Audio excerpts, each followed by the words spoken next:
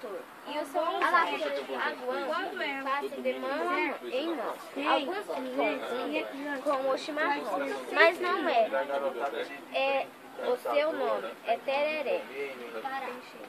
Tem cheiro e sabor e mato todo muito natural. Para matar e ceder simplesmente sensacional. Tem um grande poder de aproximação. Na cidade, reúne os jovens e nas fazendas une o peão e o patrão. A alegria dos jovens nunca roda de tereré. Deixa dourar os feliz num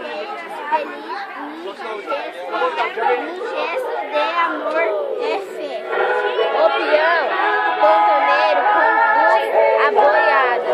Em frente do sol, a chuva é convite. Com os bichos e do alto do seu